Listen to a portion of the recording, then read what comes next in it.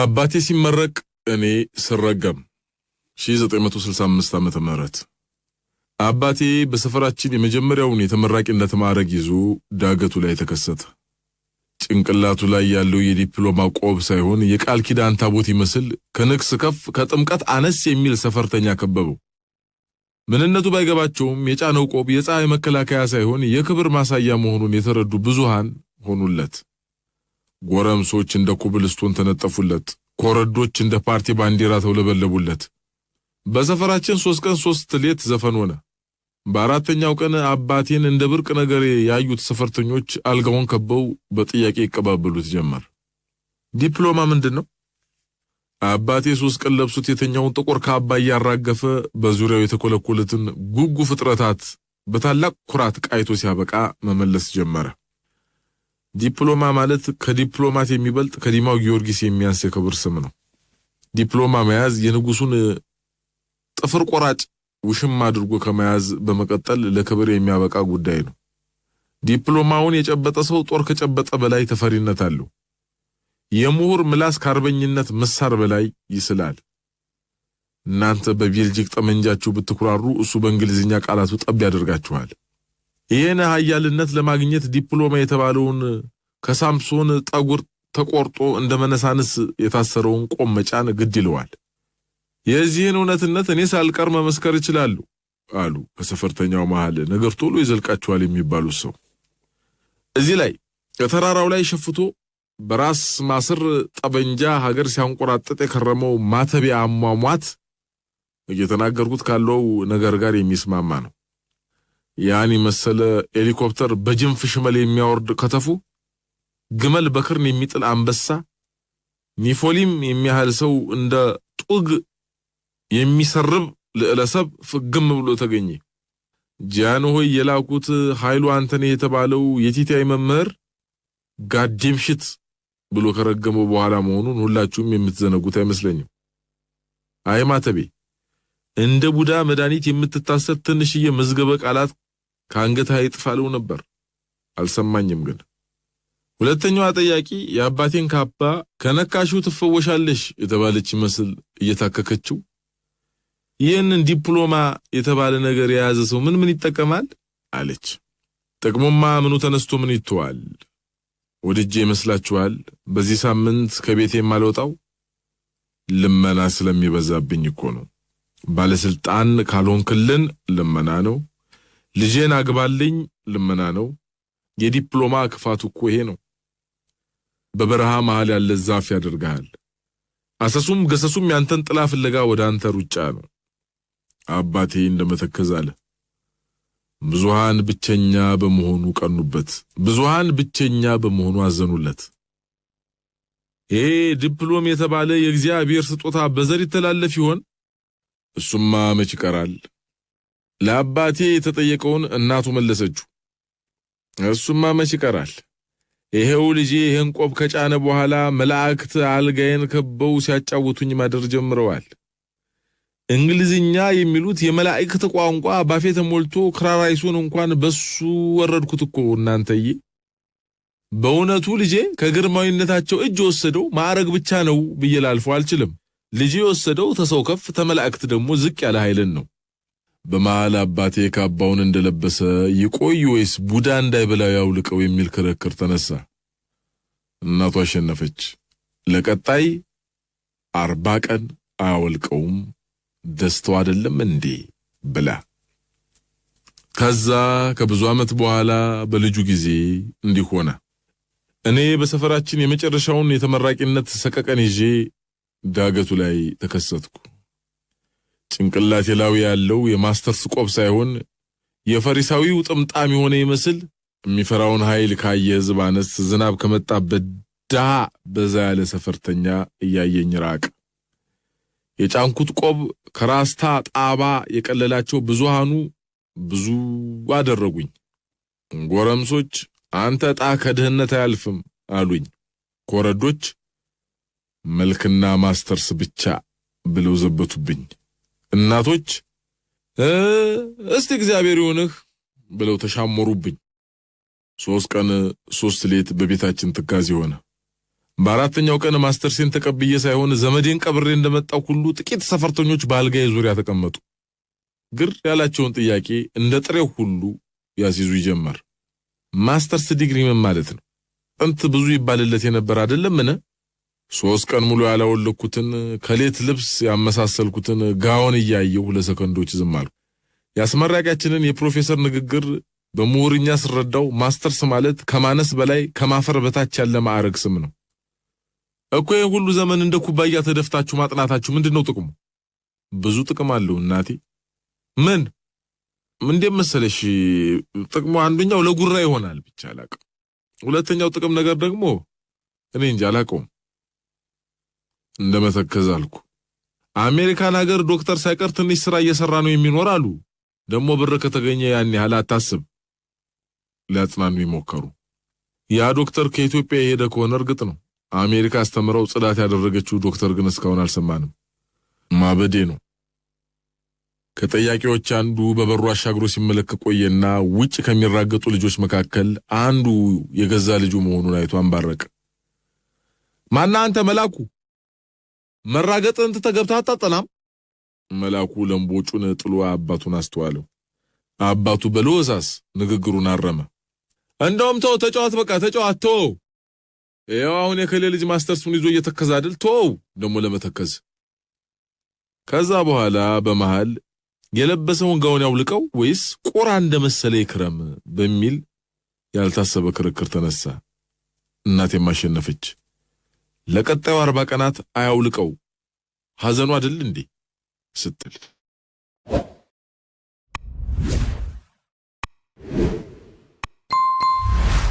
ቦሌ ፒኮክ ጋር ጠብቂኝ ከተሰኘው የሰለሞን ታደሰ መጽሐፍ ላይ ነው መሐመድ ሰልማን በፒያሳ መጽሐፉ ማዘር ቤቶች ባለው ንዑስ ርዕስ ስር ቦሌ ወሎ ሰፈር ፒኮክ ማለቱ ይሆን እንዴ አካባቢ የሚገኘው ሀበሻ ሬስቶራንት ላንድ የጾም በየአይነት 95 ብር ያስከፍላል። ሽሮ በዚህ ሬስቶራንት ውስጥ የ33 ብርን ክብር ተጎናጽፋለች። እንዲህ አይነት የምግብ ዋጋ ዝርዝሮችን በቦሌና በአካባቢዋ ባሉ ደልቃቃ ሬስቶራንት ሜኑ ላይ ማንበብ አዲስ አይደለም። አዲስ አበባ ነው ሌላ አዲስ አበባ አለ ጎበዝ። መቼ ነው ይሄ 33 ብር ደልቃቃ የሆነው?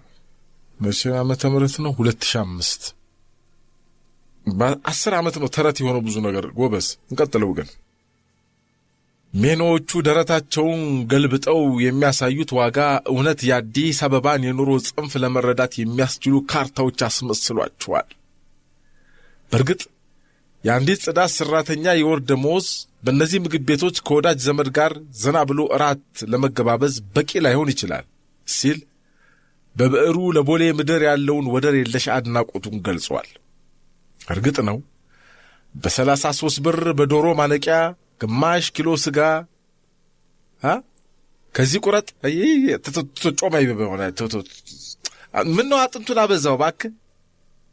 እሺ ደረቅ ያለ ጥብስ ሲሆን እያልክ የምታዝበል ሊሆን ይችላል። ወይ ጉድ! እዚህ ግን አንድ ሽሮ ወጥ ዋጋ ነው። ያኔ እኔ ግን እልሃለሁ በሀበሻ በዛን ጊዜ ሂሳብ የ33 ብር ክብር የተሰጣት ሽሮ ዛሬ የት እንደደረሰች ብትሰማ ምን ያህል በድንጋጤ መብረቅ እንደምትመታ ሳስብ አዘንኩ። አሁን ቦሌ ምድር ላይ የሽሮ ዋጋ አቶዝ መኪና ከመግዛት አይተናነስም በማለት ሺዎች ወደ ፒያሳና ጨርቆስ መፍሰሳቸውን አላቆሙ።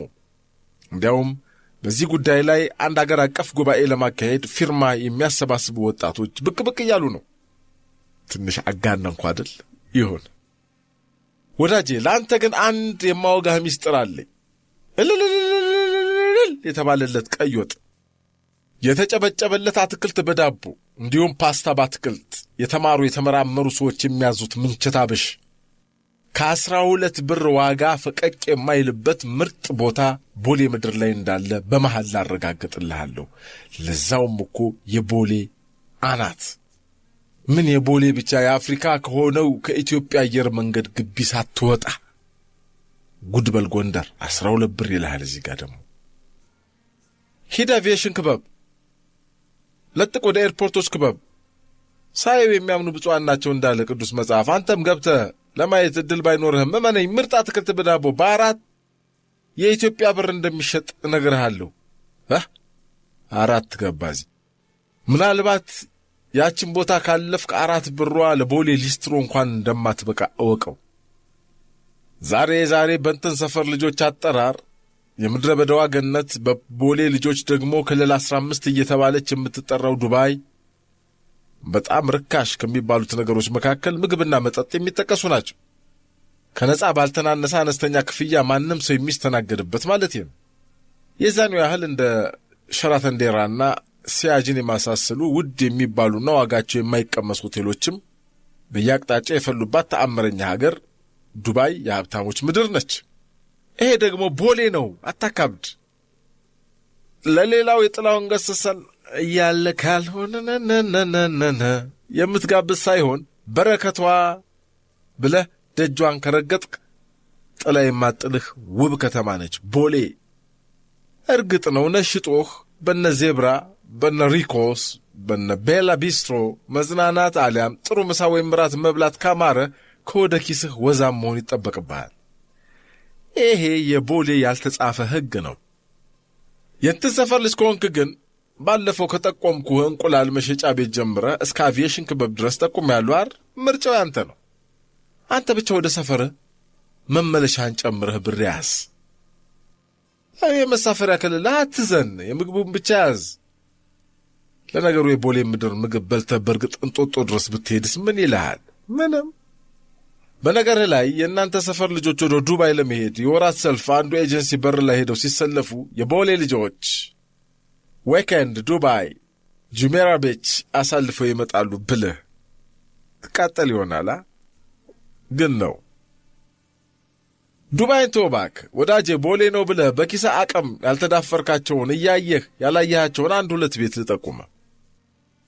ድሮ የሀብታሞች የሞላላቸው ሰዎች መዋያና ማምሻ፣ ከዚህ አልፎ ይቺ ምስኪን አገራችን ቦሌን እንደማይጨምር በቅንፍ ላሳውቅህ አሊያም ላስጠንቀቅህ። ጊዜ ማሳለፊያ የሚባልለት በቦሌ ምድር የነበረች ብቸኛ ቤት ቀበሪቾ እንደነበር ይታወቃል። ወላ ወዝሊግ በል ኢጫሃት ኢሃፓ በል ሰደድ ዋና ሰዎች የሚያዘወትሩት ነበር ይባላል። እውነት ይሆን እንዴ? ምን ነው ኢዲዩ ቤት 6 ኪሎ ሄደ ለሚል ጠያቂ ፈጣሪን ማቀው ነገር የለኝም። ታዲያ ከ83 በኋላ እገሌ በል እገሌ ዛሬ የሉም። እዚህ ላይ በጌትሽ ማሞ መብቴ ነው መብቴ ተዝናናለኝ። ታዲያ ላንተ ያልታየህን አሁን ልጠቁምህ። ሪኮስ አጠገብ ያለውን የውሃ ጉድጓድ ቁፋሮ የሰራተኞች ክበብ ቦሌ ነው ብለህ አትፍራ። ፍትሃዊ በሆነ መልክ የሚያስተናግድ በቦሌ ምድር ያለ የእንትን ሰፈር ምርጥ ሆቴል በለው። አይ ጉድጓድ ውሃ ነው ምናምን አትበል።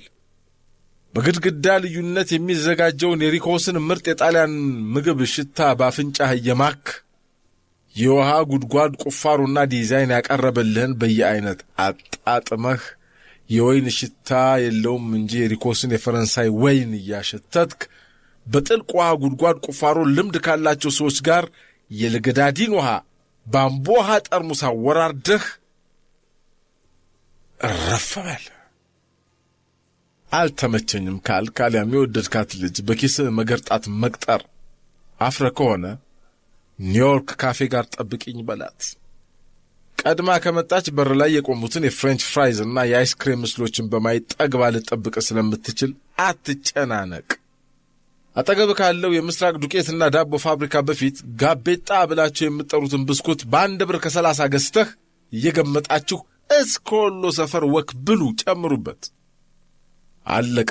አሊያም በኒውዮርክ ካፌና በኢትዮጵያ መጽሐፍ ቅዱስ ማህበር ቢሮ መካከል ባለችው መግቢያ ዝለቅ።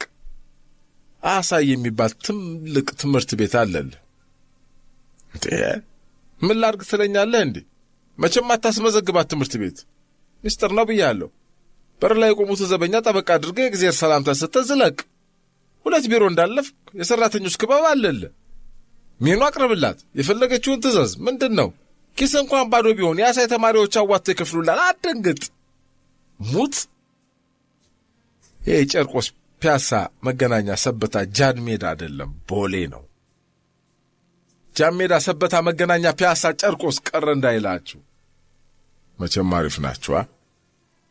የቦሌን ፊት ብቻ አስመትቼ ዝም እንደማልል ታውቃለህ አይደል? ኔፕ ነህ ካልክ በካሜሮን ኤምባሲ ውስጥ ለውስጥ ያማሩ ቪላ ቤቶችን እየጎበኘህ የንግድ ምሩቃን ማህበር ብቅ በል። ግባ ልልህም መቼም ገብቼበት ስለማላቅ ከሷ አጠገብ ወዳለው ሰማያዊ ሱቅ አምራና ባለሱቁን ባራዳ ቋንቋ አጫውተው። ፍሬንድ ማስታገሻ ፈልጌ ነበር። ይጠቁመሃል። በቦሌ ምድር ያውም ሜጋ ጀርባ ምርጥ ሻሜታ ቤት ታገኛለህ። ለዘመናት የቦሌን ትልልቅ ሕንጻዎች የገነቡ ዕድሜ ጠገብ የቀን ሠራተኞች ገበና የሸፈነ ምርጥ ሻሜታ ቤት። ለቦሌ ልጆች ሻሜታን ማስረዳት ስላልቻልኩ አፉ በሉኝ አቡ።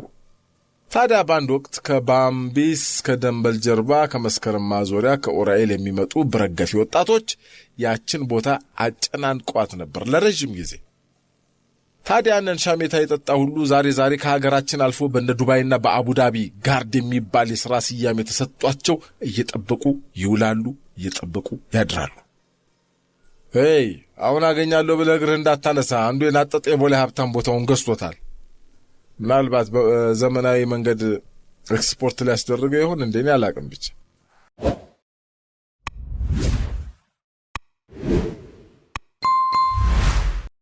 የፍራፍሬ ጭማቂያቸውን እየጠጡ የሀብታም ወዝ ያለው ወጋቸውን እየጠረቁ ነው። ሃኒ እንዳያምሽሽ ሎቢ ላስመጣልሽ አለ ወንዱ ባለ ታሪክ በጨዋታቸው መሃል አስተናጋጅን ለመጥራት እየተሰናዳ። ኖ ተዋዋ አባትዬ፣ እሺ እንደዚሁ ጠጣዋለሁ። ቁንጅናዋ ጥግ የሌለው ባለ ታሪክ ደስ የሚያሰኝ ለስላሳ ድምፅ መለሰችለት። ለነገሩ እኮ የዚህ ሆቴል ጭማቂ ቤስት ነው። ያ እኔም ተመችቶኛል። እሷ ናት መዘነጣና አለመዘነጣ የሚያምታታ። እኔም ያው እንደሷው ነኝ።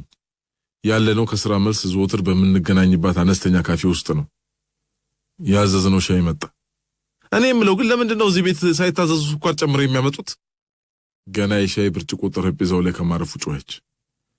ስኳር ያለ አግባብ እንዳይባክን ነዋ። ላረጋጋት ሞከርኩ። ቢሆንስ እንዴ ገንዘባችንን እኮ ነው የሚበዘብዙት።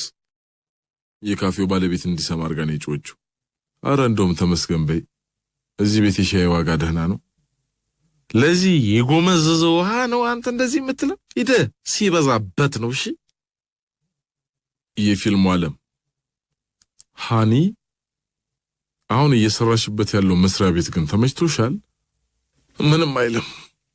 እምቢ አልሽኝ እኮ ሃኒዬ። የኔን ድርጅት ወደ አንቺ ስም ላዞርና አንቺ ያዡ ስልሽ በእናቴ እኮ ያው ያባቴ ነው እንዴ። ያውም እኮ በ50 ሚሊዮን ብር የሚቀሳቀስ ድርጅት እኮ ነው የምሰራው። ምነካ ቢሆንም ሃኒዬ በቃ ለወንድምሽ ስጪውና አንቺ ከኔ ጋር እንስራ። ቆይ እስኪ በእናትህ ፋዘር ከዱባይ ሲመጣ በሰፊው እንነጋገርበታለን። ገባ? ለነገሩ ወንድሜም ሰው የሚሆን ነገር አይደለም። በጣም እኮ ነው የሚያሳዝነው። ባለፈው አንዲት ስራ ሊጀምር ነው ብሎ 5 ሚሊዮን ብር ወስዶ የት እንዳደረሰው አናውቅም። እኛም ብዙም አልጠየቅነውም። አለቃዬ የአገር ገጽ ጽሑፍ አምጥቶ ይሄንን ዛሬውኑ ጨርሰሽ ካልወጣሽ አለኝ እና ጨርሽለት። ምን ጨርስለታለሁ? በእናትህ ጎልቼለት ነው የወጣሁት። ጓደኛዬ የአንድ የግል መስሪያ ቤት ጸሐፊ ናት። አለቃዋን አልወደውም። በማይረባ ደሞዝ ላብ የሚጨርስ ስራ የሚያሰራ ስግብግብ ነው። በዚያ ላይ ቁጡ። አንተስ እንዴት ዋልክ? ኧረ እኔም አለቃው ነው እባክሽ። ትንሽ እኮ አጠረቃቅመን አንድ ኮምፒውተርና አንድ የፎቶኮፒ ማሽን ብንገዛ እኔም አንቺም ስራችንን እንተው ነበር። ቀላል እንተዋለን። የፊልሙ ዓለም ሃኒ፣ የደበረሽ ትመስላለሽ። በጣም እንደታወቅ በጣም በቃ የቅድሞ ዋና ሰውነቴን ድቀቅ ነው ያደረገው ታውቃለህ። ከከተማ ወጣ እንበል። ማይ ጋድ ይሻላላ። ይሄን እንዝናና። ኧረ በእናትህ በጣም ሰውነቴ ደቋል። ማሰብ ሁሉ አልችልም። አንተ ምረጣ። ባህር ዳር ይሻልሻል ወይስ ሐዋሳ? አሁን ከባህር ዳርና ከሐዋሳ ልመርጥ ያላቅማው እነሱ ማሰብ ሁሉ አልችልም። በእናትህ በአንተ ምርጫውን በአባትዬ ስሞት በቃ ባህር ዳር እንሂድ፣ የፈለክበት ውሰደኝ። እኛ ስልችት ይላል። በቃ አንድ ቦታ መቀመጥ፣ አንድ አይነት ትኩስ ነገር መጠጣት፣ አንድ አይነት ወሬ ማውራት፣ አንድ ላይ መቆዘም። ለምን ግን ፊልም አናይም አልኳት። እሺ የሻይ ዋጋ ከፍለን ከካፌው ወጣን። የፊልሙ ዓለም ባለታሪኮቹ የሚያምር መኪና ውስጥ ሆነው ወደ ባህር ዳር እየሄዱ ነው። ባለታሪኩ አልፎ አልፎ የመኪና መሪ ጨብጦ ይታያል። መንዳት የሚችል አይመስልም። ከሴቷ ባለታሪክ ጋር ጨዋታ ሲኖረው ብቻ ካሜራው መሪ እየጨበጠ እጁን ያሳየናል። እኛ ታክሲ እናያዝ ወይስ? እርሷን አጠያቂዋ አይ የ12 ሰዓቱን ስለምናይ ቀስ ያልን በገር ብንሄድ ወክ እኮ ነው፣ በዛው ይንሸራሸራል። የጠጣ ነው ማለት ይበላነው እንኳን የለም ለካ። እንዳይመሽብኝ ግን ዛሬ እኮ አባቴ ቤት አዳሪ ነው። አባቱ አንድ የግል ድርጅት ጥበቃ ነው የሚሰሩት። አይመሽም። እጅን ትከሻዋ ላይ ጣል አድርጌ ወክ አደረግን አይደለም፣ በቃ ነካ ነው። የፊልሙ ዓለም የሚያምረው መኪና መንገዱን ቀጥሏል። ሴቷ ባለታሪክ እግሯን ወንበር ላይ አውጥቷ ጥፍሯን እየመረደች ነው። ከለንደን አመጣልሻለሁ ያልከኝ የጆሮ ጌጥ መቼ ነው የሚመጣው? ማይ ጋድ ባባ ሞት ነግሬሽ የለ እንዴ? ረሳሽው መሰለኛ። ተገዝቷል እኮ አክስቴ በዚህ ሳምንት ይዛው ትመጣለች። ማይ ጋድ ልቤ ጠፋ። ልክ ነህ፣ ነግሬህ ነበር ለካ። አክስቴ ምርጫሽን ወደዋለች። ባይ ዘ ዌይ እኔም ባክ እንድታስገዛልኝ የጠየቁ ከፓሪስ የመጣችው ጓደኛዬ ላይቸው ነው። ስንት እንደገዛቸው ነግሬሻለሁ? አይ አትንገረኝ፣ ታካብዳለህ እንዴ? $500 ይበልጣል እንዴ? አይበልጥም እኮ it's very silly። አይ $400 ነው።